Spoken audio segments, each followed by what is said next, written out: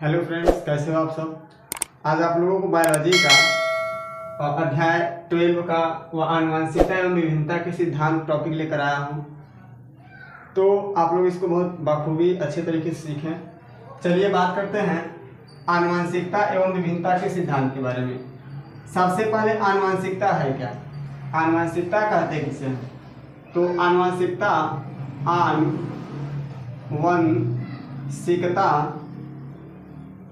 English में इसको कहते हैं हेरिडिटी।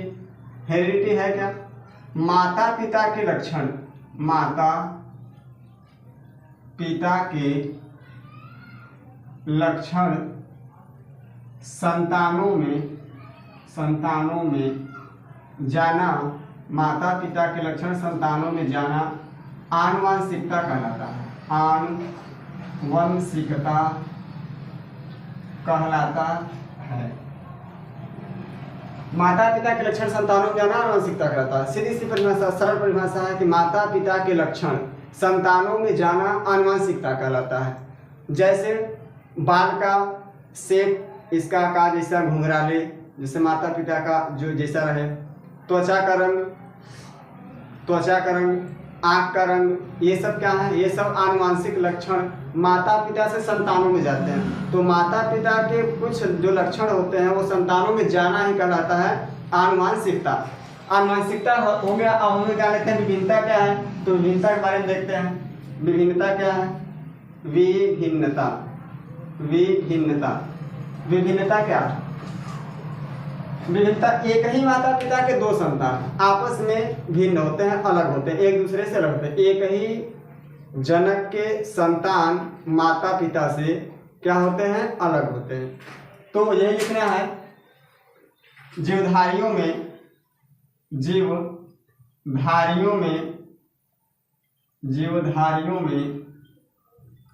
पाए जाने वाले अंतर को, जीवधारियों में पाए जाने वाले अंतर को विभिन्नता कहते हैं। विभिन्नता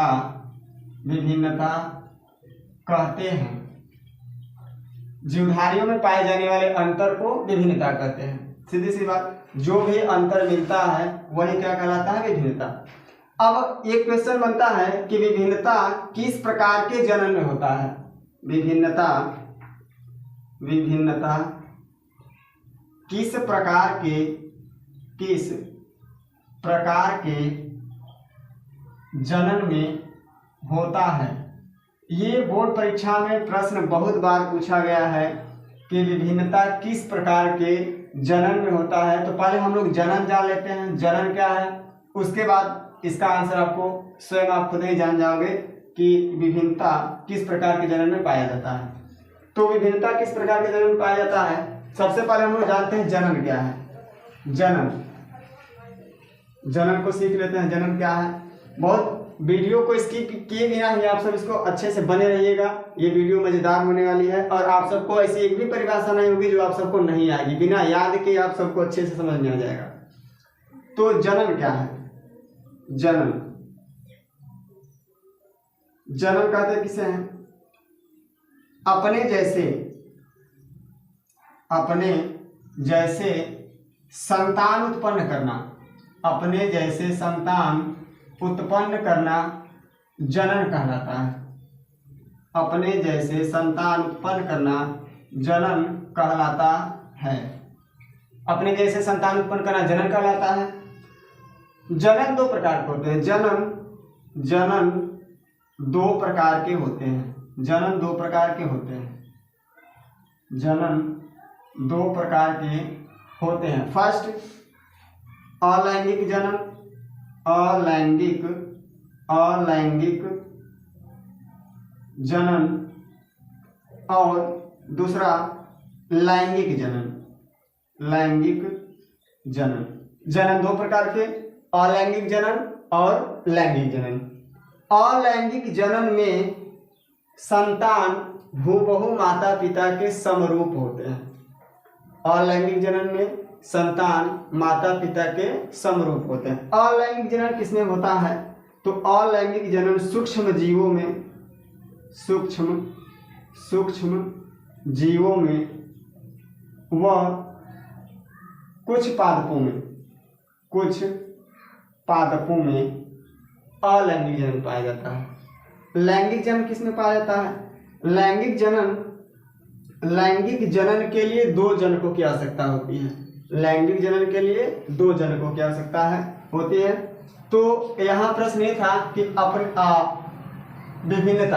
विभिन्नता किस प्रकार के जनन में होता है? तो विभिन्नता लैंगिक जनन में होता है।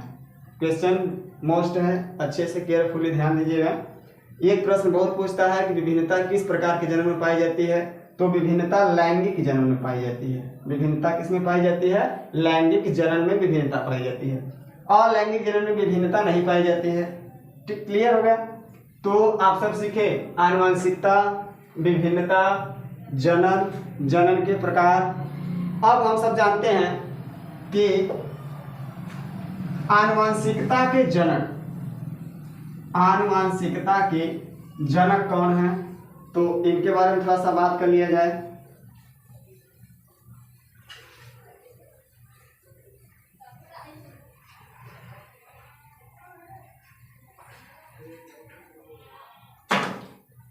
आनुवंशिकता के जनक, आनुवंशिकता के जनक, आनुवंशिकता के जनक ग्रेगर जान मेंडल है। ग्रेगर जान मेंडल आनुवंशिकता के जनक कौन? ग्रेगर जान मेंडल। इनको हम लोग आनुवंशिकता के पिता कहते हैं। इनको क्या कहा जाता है? पिता, आनुवंशिकता के पिता। क्योंकि आनुवंशिकता की खोज माता पिता के लक्षण जो संतानों में जाते हैं, इनके बारे में अध्ययन करके पता लगाया था ग्रेगर जान मेंडल ने। तो ग्रेगर जान मेंडल कहाँ के रहने वाले थे? इनका मूल निवास कहाँ था? इसके बारे में थोड़ा जान लेते हैं। तो इनका जन्म, सबसे पहले आनुवंशिकता के जनक कौन? आनुवंशिकता के जनक ग्रेगर जान मेंडल। ग्रेगर जान मेंडल को आनुवंशिकता का पिता कहा जाता है। जन्म स्थान कहाँ था? इनका जन्म पहले कहाँ, किस सन में हुआ था? तो 22 जुलाई सन 1822 में। 22 जुलाई सन 1822 में कहाँ हुआ था? जर्मनी के सिलिसिया गांव में। सिलिसिया गांव में ये पैदा हुए। जन्म कहाँ हुआ? जन्म 22 जुलाई सन 1822 में। कहाँ पैदा हुए थे? जर्मनी के सिलिसिया गांव में। तो इन्होंने मटर के पौधे पर अध्ययन किया था। ग्रेगर जान मेंडल मटर के पौधे पर अध्ययन करके आनुवंशिक लक्षणों का माता पिता से संतानों में जाना। ये मटर के पौधे पर प्रयोग किए थे। तो प्रयोग कहाँ किए थे, इसको जान लेते हैं। ये पूछता है प्रश्न बहुत बार, प्रयोग कि ग्रेगर जान मेंडल ने किस पौधे पर अपना प्रयोग किया था? तो उन्होंने उद्यान मटर पर उन्होंने अपना प्रयोग किया था। किसने? ग्रेगर जान मेंडल ने। उद्यान मटर का जीव वैज्ञानिक नाम होता है,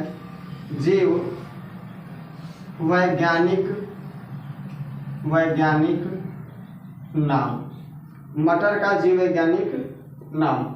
इसका जीव वैज्ञानिक नाम होता है पाइसम सैटिवम।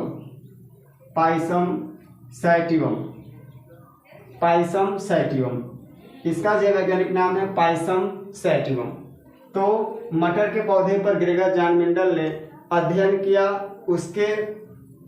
इन्होंने जो भी अध्ययन किया और उसमें जो निचोड़ निकला, उस अध्ययन आनुवंशिक लक्षणों का माता पिता से संतानों में जाना, जो उन्होंने प्रयोग करके लक्षण प्राप्त किए, उन्होंने एक शीर्षक में इन पूरे अपने प्रयोगों को प्रकाशित किया। और उस शीर्षक का नाम था, मेंडल के शीर्षक का क्या नाम था? शीर्षक तो इनका शीर्षक का नाम था experiment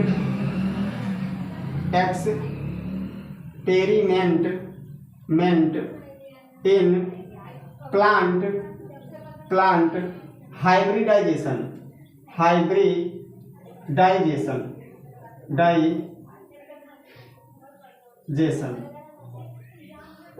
experiment in plant hybridization नामक शीर्षक में इन्होंने अपने प्रयोगों को प्रकाशित किया। तो इन्होंने इस पुस्तक में अपने प्रयोगों को प्रकाशित करके किया, लेकिन अन्य साइंटिस्ट जो थे इनकी पुस्तक को पढ़ते नहीं थे, कम पढ़ते थे, चॉइस नहीं करते थे। तो इनके शीर्षक का क्या नाम था? Experiment in plant hybridization. इन्होंने अपना जो प्रयोग किया था वो मटर के पौधे पर किए थे। मटर के पौधे पर प्रयोग किए, लेकिन प्रयोग कितने साल तक इन्होंने किया था?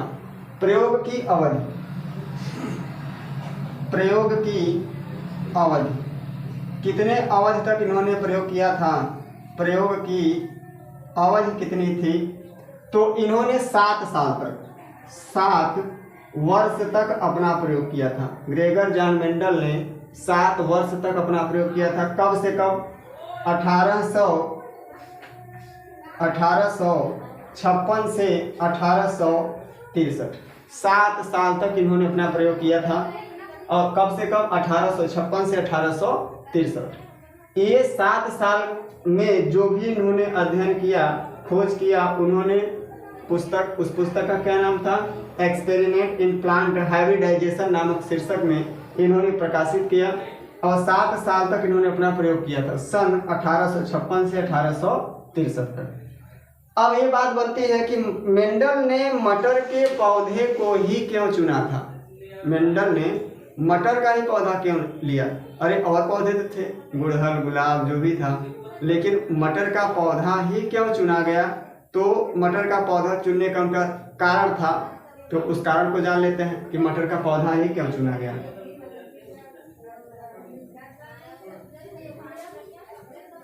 तो यहाँ लिखते हैं, मेंडल द्वारा मटर के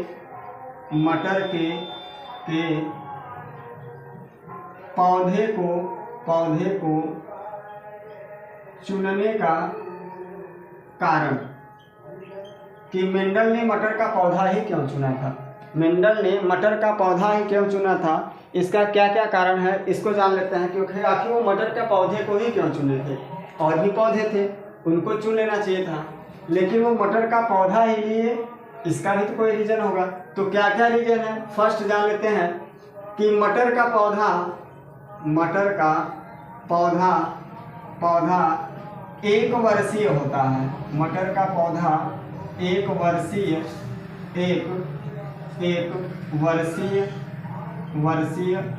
होता है।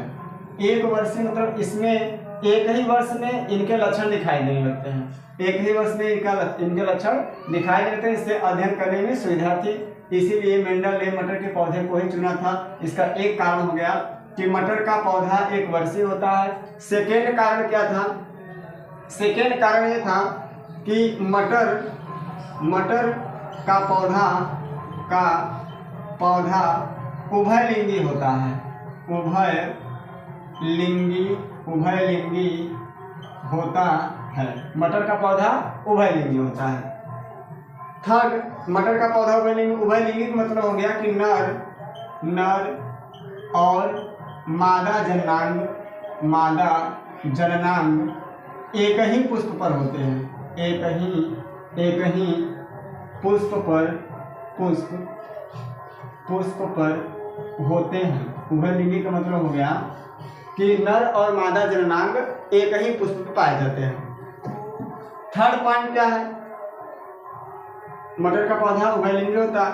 थर्ड पॉइंट, इसमें स्वपरागण होता है। इसमें स्वपरागण होता है। परपरागण भी करा सकते हैं कृत्रिम विधि से। परपरागण, स्वपरागण, परपरागण, ये सब है क्या? मैंने पिछली वीडियो में इसको अच्छे से बताया है। अगर जिसको नहीं पता हो तो जान भी लेते हैं। परपरागण और स्वपरागण है क्या? स्वयं निषेचन की क्रिया स्वयं संपन्न हो, स्वपरागण। परपरागण क्या है? किसी माध्यम के द्वारा हो तो परपरागण कहलाता है। चौथा पॉइंट क्या था कि इसके